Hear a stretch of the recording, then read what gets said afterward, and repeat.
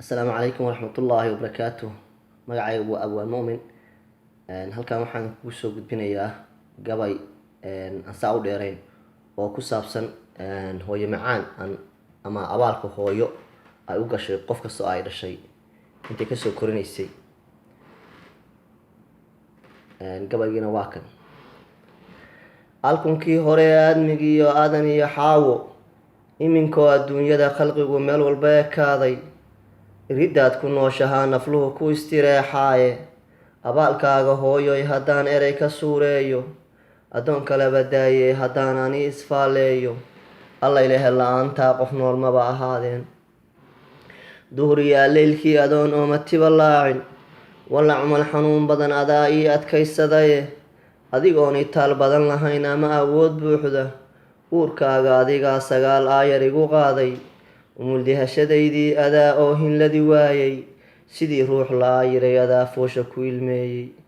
araxdaada adigaa hurdada aamin igu seexshay, sidii awra ku wacan adaa oogada i saaray, markab aashi gaambiyey sidii aayari la guuray.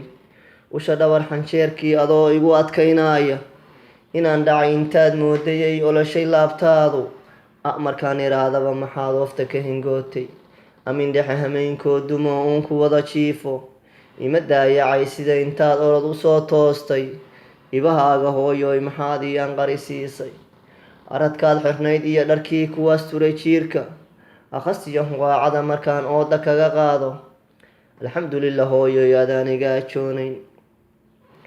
ilxumadiyo baahida adoo iga ilaalaaya, anfacadiyo soortii intaad aniga ii dhiibtay, maxaad adigu hooyo in badan gaajo ku abaaday, anigoon afkaagaba fahmayn ama oraahdaada, 47 magacadaa igu ammaanayay, asadow libaaxow wadaa igu alalaasay.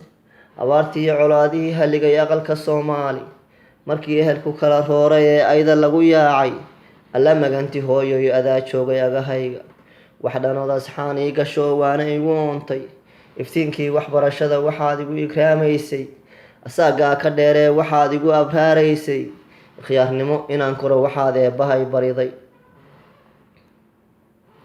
anshixiyo asluubtan watiyo agabka suugaanta, murti ururinteed iyo hiddaha dhaqan astaan diin leh, afkan ku hadlayaa hooyo waa ababintaadii. anigu waan jeclahay inaan wanaag kuugu aargudee, ha yeeshee axdiistiyo sidii aayad lagu sheegay, arladan wixii yaal haddaan adiga kuu keeno, irbad caaradeed may dhammoo waan ogsoonahaye, udgoonay maqal ducasan baan kuu aqrinayaaye. ifka intaad ku nooshahee bustiyo ciidda lagu aasin, aafaadka dhacay iyo dhibtaba abid lagaa baaji, insaan wuxuu nibcaysiiyo sharkuba kuma arkaan hooyo. naftuse waa ammaanee markii iilka lagu geeyo, markii malag su-aal adag wataa amar la soo siiyo, argagaxa hilmaankiiyo shakigu kuma asiibaa, rabbigii ijaabada xukumay ku ansixo qowlka.